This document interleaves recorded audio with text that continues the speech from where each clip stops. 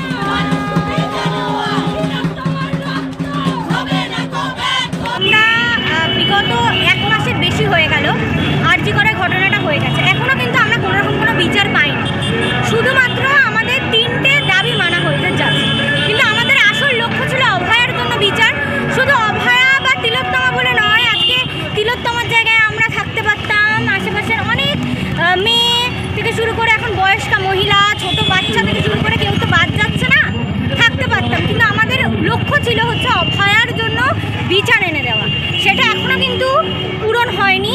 তাই এই প্রতিবাদ ততদিন চলবে যতদিন না পর্যন্ত আমরা তিলোত্তমার ধর্ষণের, নৃশংস খুনের যে একটা বিচার পাচ্ছি, সঠিক বিচার।